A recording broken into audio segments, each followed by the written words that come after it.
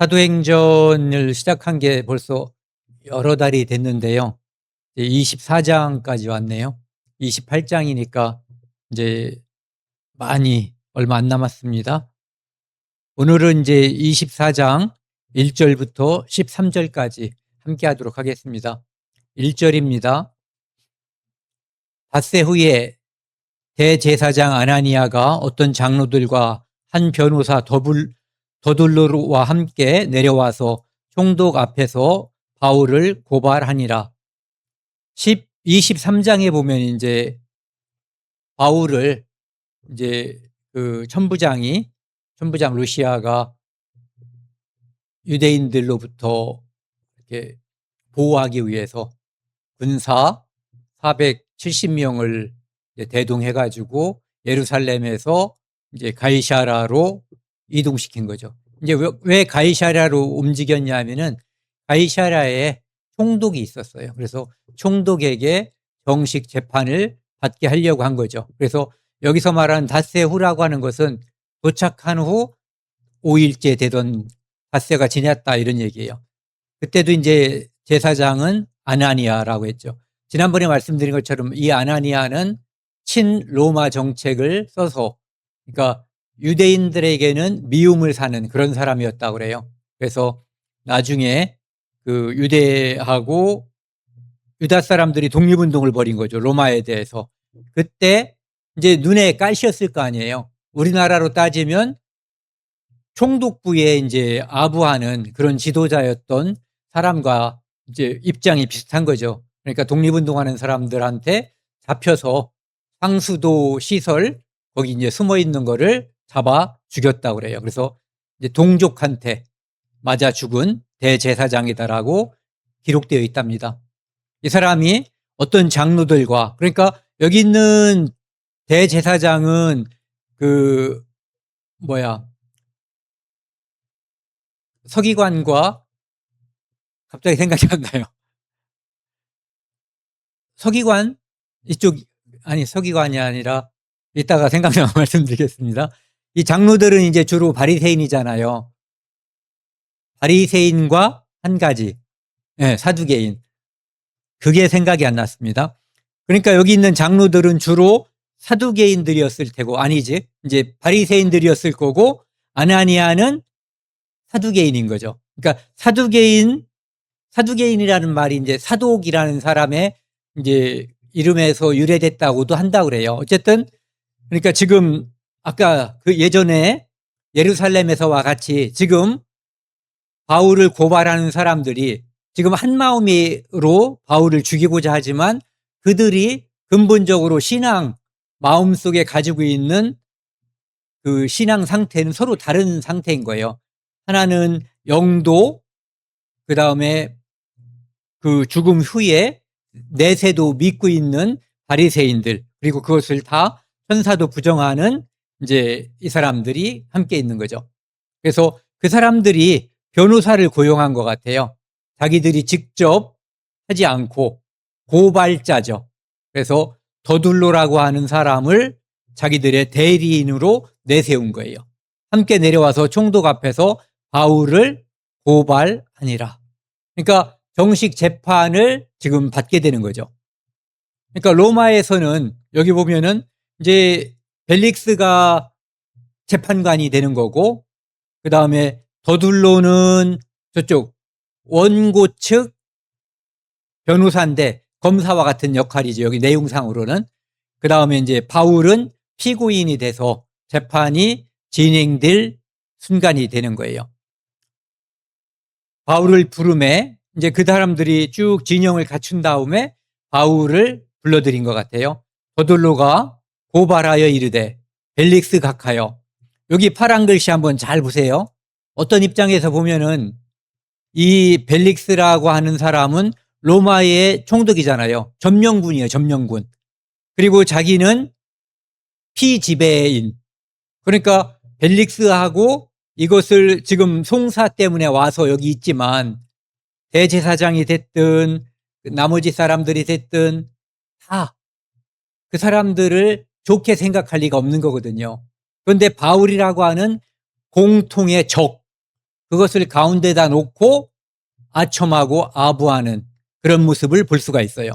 우리가 당신을 힘입어 태평을 누리고, 우리가 일제시대에 어떤 친일파가 다른 백성들 앞에서 하는, 예를 들어서 이제 이런 식으로 말한다면, 총독이 앞에 있는데 총독님 덕택에 우리 조선 또는 대한제국이 이렇게 태평성대를 누리고 있다라고 말한다면 그건 아첨이고 있을 수 없는 얘기죠. 지금 그런 차원에서 이 사람이 말을 하고 있는 거예요.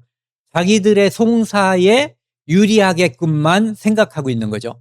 태평을 누리고 또 이 민족이 당신의 선견으로, 그 사람이 똑똑하고 그 다음에 잘 다스리는 것으로 말미암아 여러 가지로 개선된 것을 우리가 어느 모양으로나 어느 곳에서나 크게 감사나이다.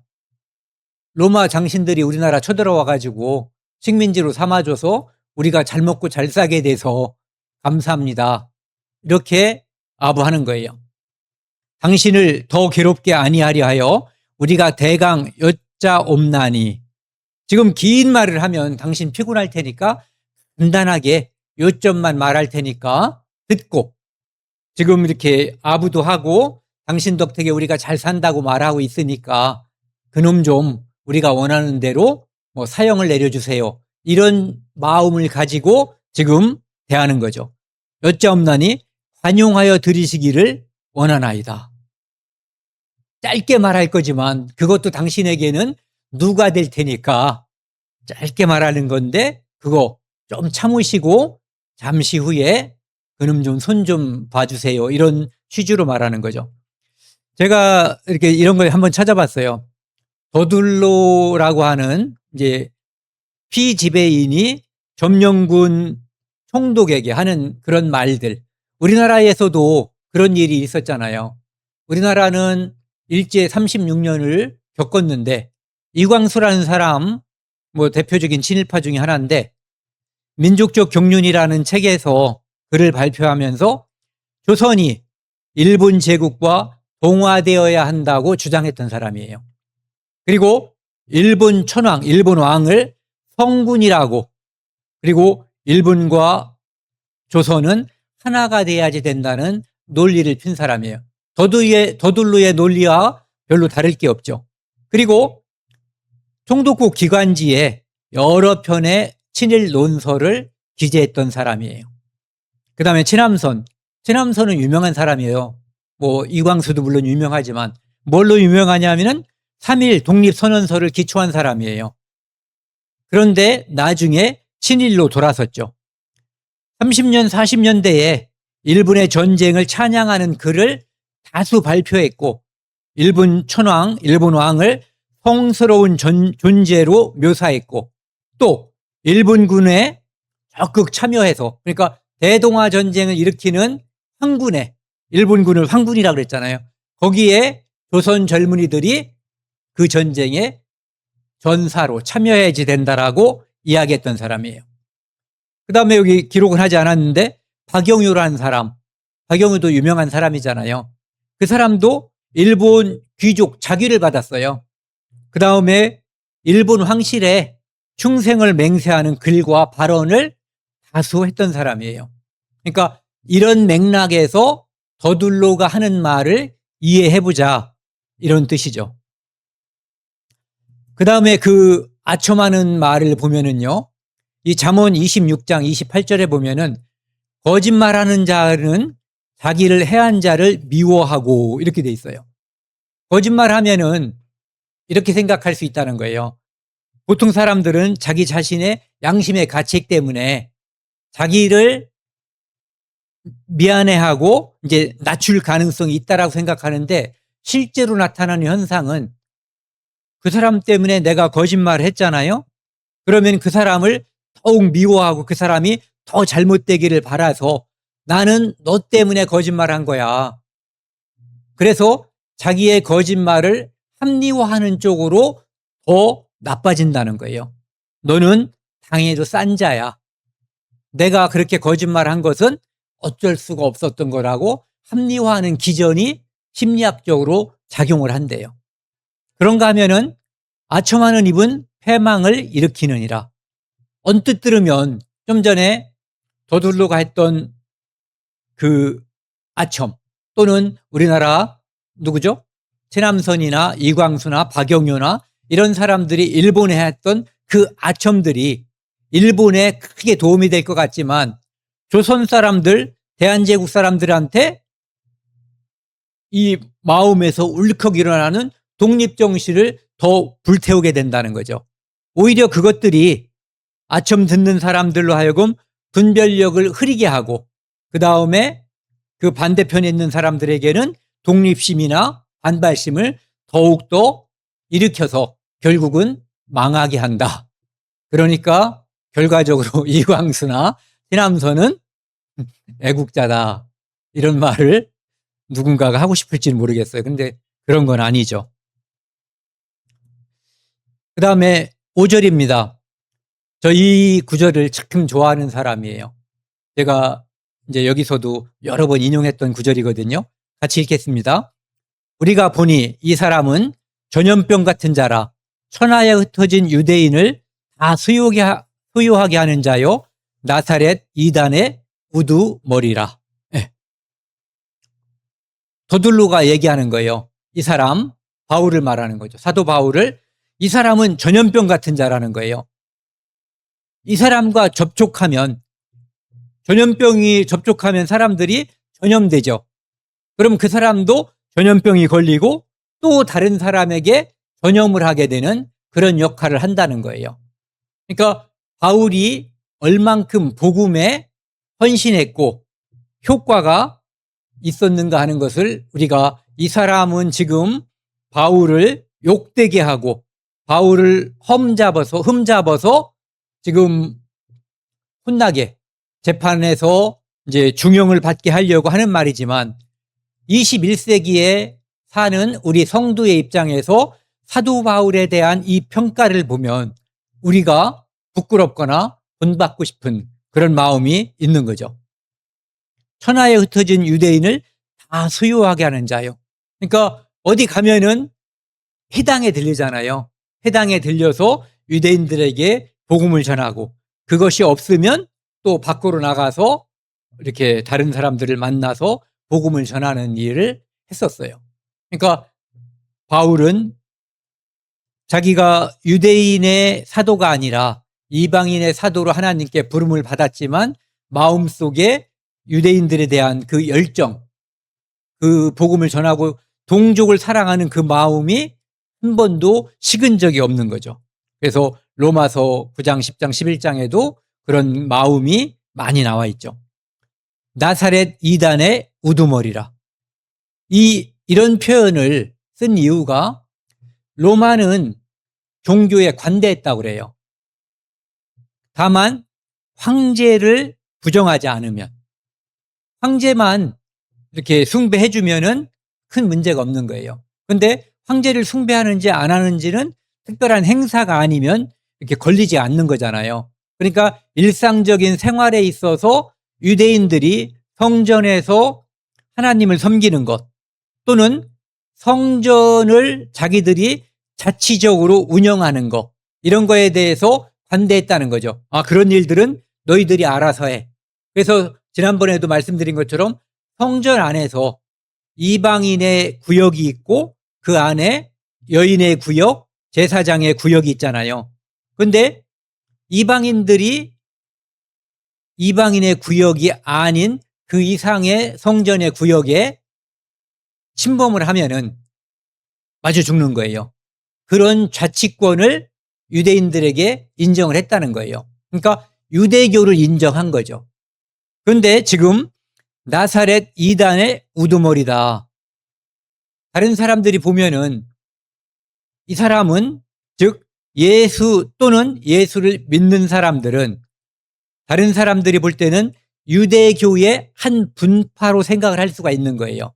그러니까 로마의 입장에서도 그렇게 생각할 수 있거든요.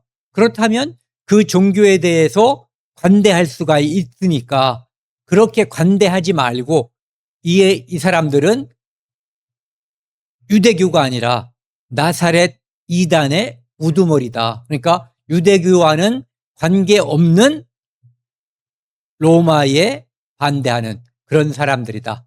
로마에서 인정받지 않은 그런 종교다라고 하는 마음을 가지고 이런 말을 했을 가능성이 있다는 거예요. 그리고 이제 생각이 나서 한번 이것을 찾아봤어요. 저도 이제 배운 지도 오래되고, 세균 감염, 번식과 감염, 전에도 이제 몇 번은 말씀드렸던 것 같은데, 세균 한 마리가 두 마리로, 세균은 이분법으로 늘어나거든요. 이렇게 쭉 늘어나가지고 가운데가 뚝 잘라지면 각각의 독립적인 기능을 하는 개체로 이렇게 나뉘는 거예요. 그래서 이분법이라고 하는데, 그렇게 바뀌는데, 그렇게 한 마리가 두 마리가 되는데, 환경이 온도나 습도, 영양 상태가 적당할 경우에 20분밖에 안 걸린다는 거죠.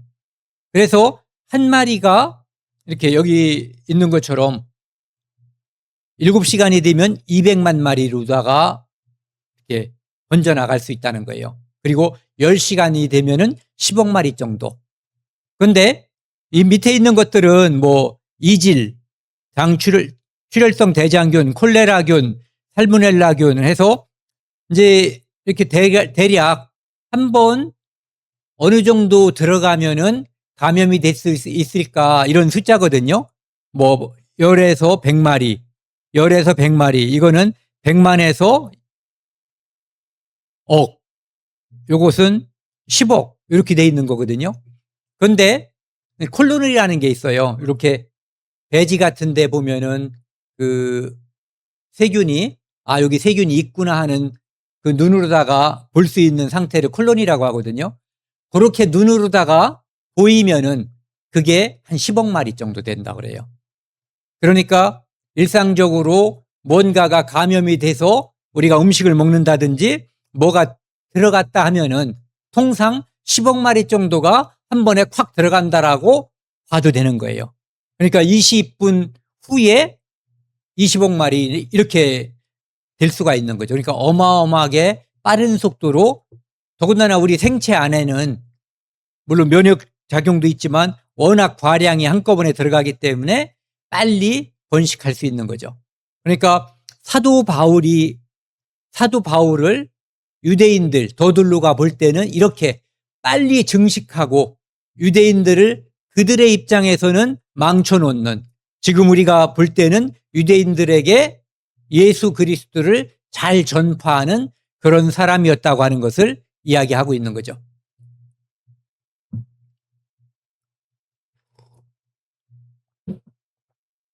그리고 이제 유대인들은 당시에 이제 이런 상태였다는 거죠.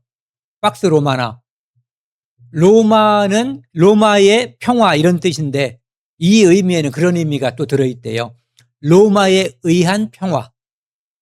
지금도 팍스 아메리카나 이렇게 얘기하면은 아메리카의 평화인데 전 세계의 평화는 미국이 책임진다라는 그런 의미를 가진 것처럼 그 당시도 이제 그런 의미를 가지고 있는 라틴어인데, 여기 보시는 것처럼 기원전 27년부터 그 다음에 서기 이제 AD죠. 180까지 아우구스에서 마르쿠스 아우렐리우스까지 한 약 200년 정도까지 이런 용어를 썼다는 거예요.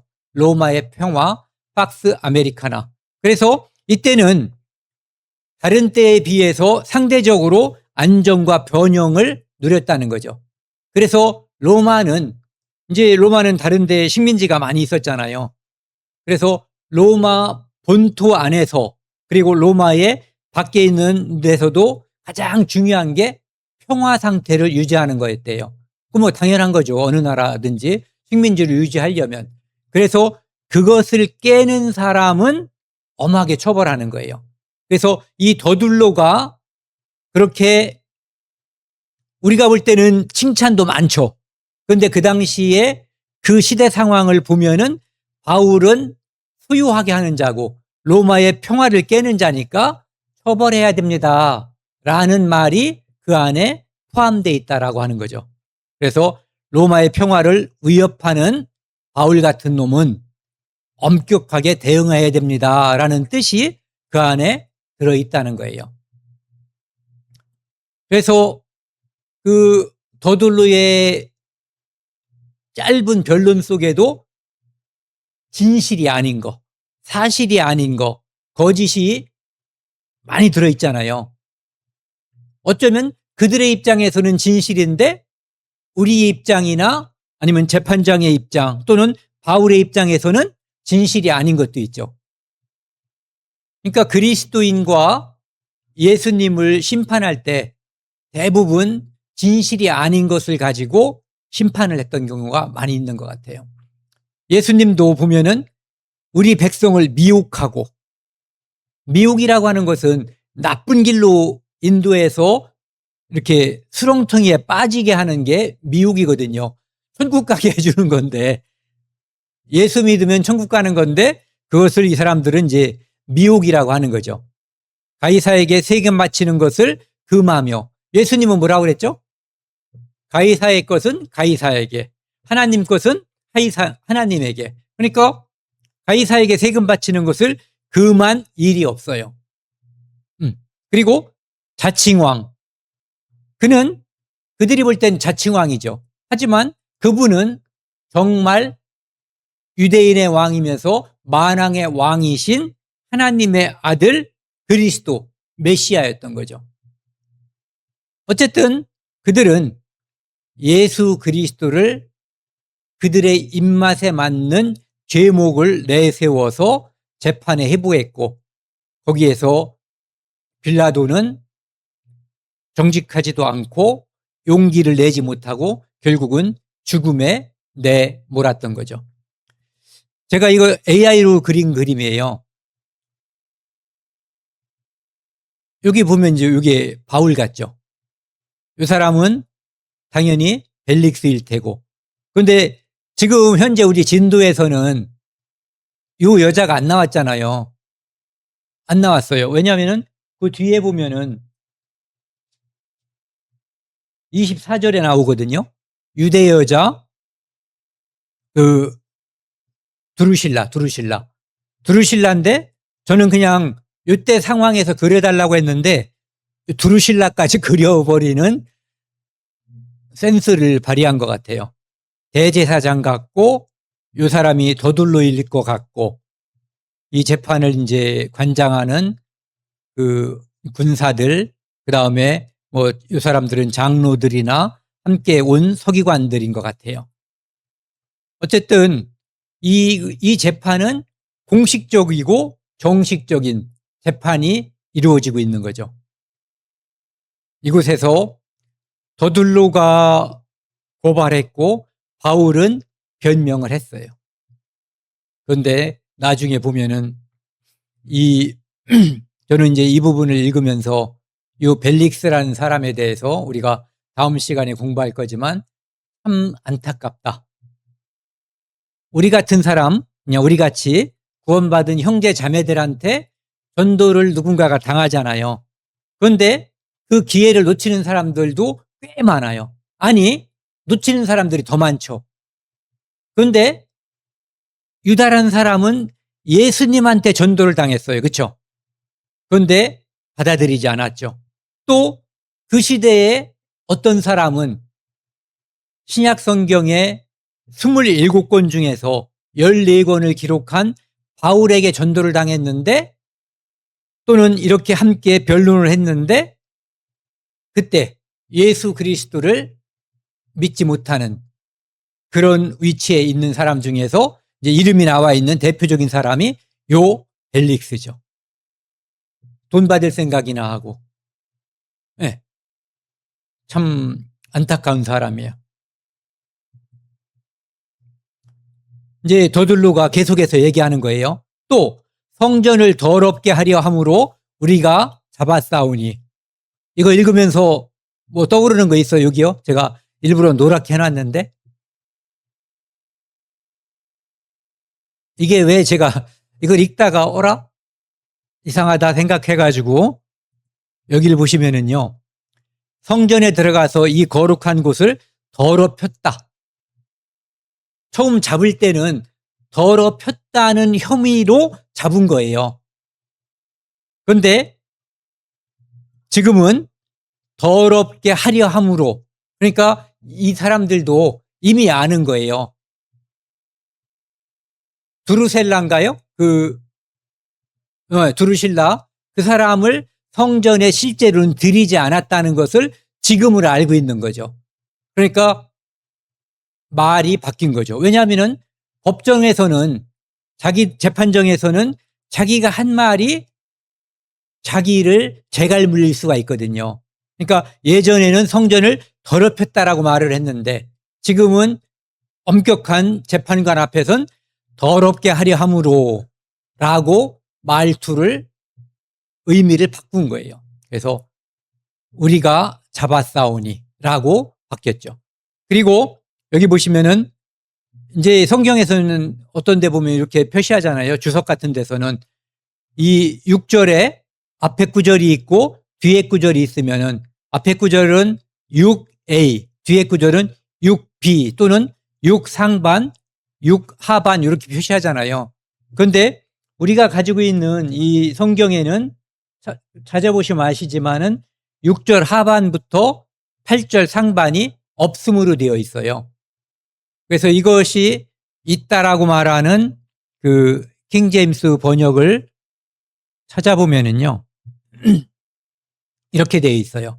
그러니까 이 더둘로라고 하는 사람이 말하는 내용이 재판관인 벨릭스가 이해하는데 도움이 되게끔, 그 말이 중간에 뭐가 빠져버리면은 전체적으로 이해하는데 도움이 덜 될 수가 있잖아요. 그래서 그런 부분이 여기에는 들어있는 것 같아요. 우리가 그를 우리의 율법대로 재판하려 하였더니, 실제로 이렇게 하려고 했었죠. 그랬는데 천부장 루시아가 와서 큰 힘으로 그를 우리 손에서 빼앗아 가고, 이것도 사실이죠. 그의 고수자들을 당신 앞으로 오라고 명하나이다. 빼돌리고, 어디에서? 예루살렘에서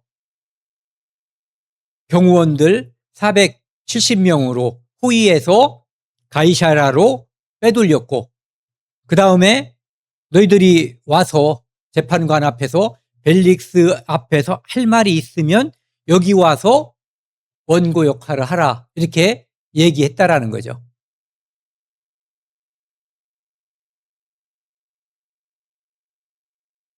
이거 안 가네. 그래서 그 당시에 보면은요, 사도행전 21장에서는 사람들이 아시아, 특별히 거기 어디냐면은 에베소에서 왔던 사람들이 이제 성전에서 바울을 보고 이제 사람들을 충동해서 잡았는데, 그 잡은 이유가 뭐냐면은 여기 아까 말을 잘못했네요. 두로비모란 사람, 이 사람이 이제 성전에서 바울과 함께 성전 안에 들어간 것으로 오해했기 때문에 이제 그런 일이 벌어진 거죠. 그래서 뒤에 보면은 바울이 그를 데리고 성전에 들어간 줄로 생각했다는 거예요. 8절입니다. 당신이 친히 그를 신문하시면 우리가 고발하는 그 모든 일을 아실 수 있나이다 하니. 그러니까 자기는 지금 진실을 말하고 있다라고 이야기하고 있는 거죠. 그러니까 아첨하는 사람, 거짓말하는 사람은 진실을 말하지 않는데 자기 스스로는 진실을 말하고 있다라고 말을 하는 거예요. 유대인도 이에 참가하여 거기 있던 사람들, 더둘로가 변호사고 이제 제사장, 대제사장, 그 다음에 누구야? 바리새인들, 장로들, 이런 사람들이 이제 거기에 함께 있고 자기들하고 이제 어떤 말을 할 건지 다 짜고 온 거잖아요. 그러니까 이 말이, 더둘로 변호사가 말하는 것이 옳다고 주장을 했다, 이런 얘기죠. 그러니까 우리가 늘 이 생각을 해야지 될 것 같아요. 믿는 사람과 믿지 않는 사람이 공준할 경우에 믿는 사람이 우리가 믿는 믿음을 누군가에게 전파할 때는 늘 함께 우리를 통해서 성령이 역사하려고 할 때 악한 영도 반응한다는 거죠. 반드시 반응하는 것 같아요. 그래서 실제로 우리가 마음이 상할 때가 많거든요. 누군가에게 전도하다가 보면은 누구한테 전도하냐 하면은 내가 마음속에 그래도 좋아하고 사랑하는 마음이 있어야지 되거든요. 그런데 악한 영이 작용을 하면은 반응이 우리 마음에 상처를 주는 쪽으로 반응하거든요. 그러니까 마음이 다치기만 하는 게 아니라 다치기도 하는 거죠. 마음이 다친다는 것은 이렇게 상한다는 얘기고, 두 번째 다친다는 것은 마음이 이렇게 폐쇄된다. 내가 다시는 전화나 와라. 이런 마음도 들 수 있는데 그 사람이 하는 것이 아니라 실제로는 그 안에서 작동하고 있는 악한 영이다. 그러니까 우리가 그 마음을 계속 가져야 된다라는 생각을 유지해야 된다는 거죠. 10절에 보면은요, 총독이 이제 저기가 끝난 거예요. 더둘루의 그 원고가 돼서, 더둘루가 원고가 돼서 변호사지만 이제 이 사람을 헐뜯은 거죠. 이 사람은 이런 잘못이 있으니까 처벌해 주세요라고 말을 한 거예요.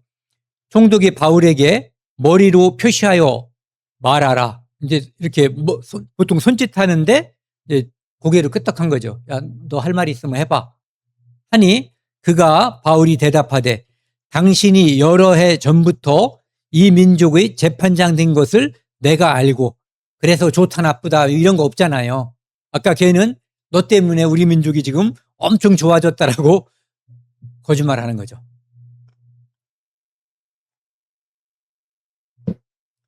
재판장 된 것을 내가 알고 내 사건에 대하여 기꺼이 변명하나이다.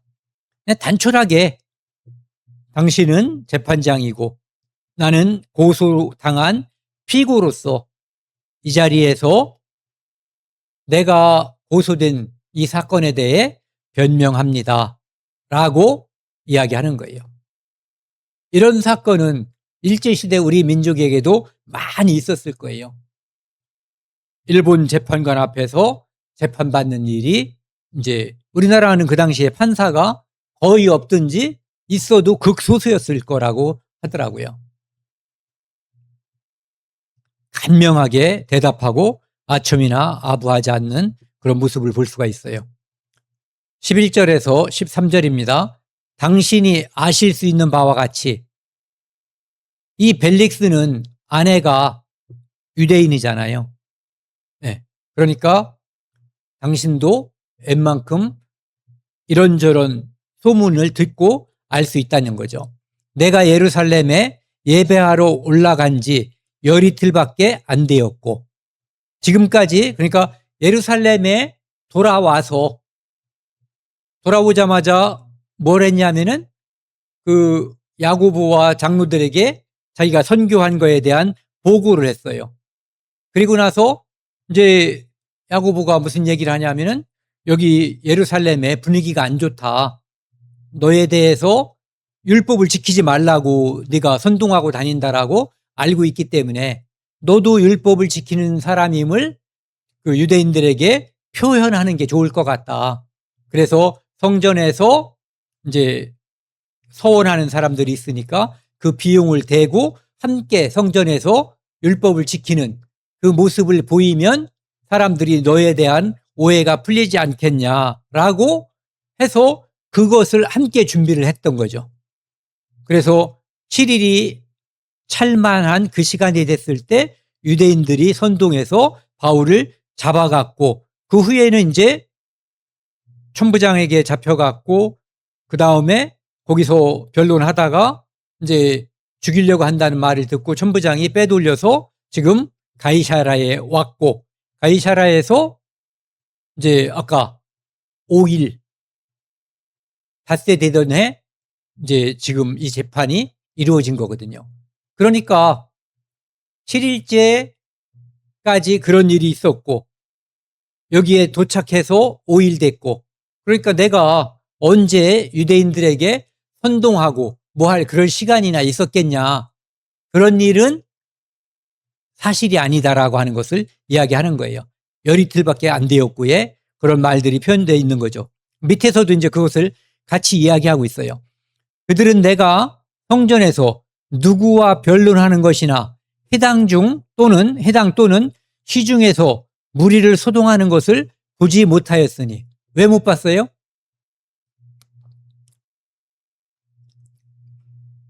간단해요. 하지 않았기 때문에. 바울은 양심상 정말 하질 않은 거예요.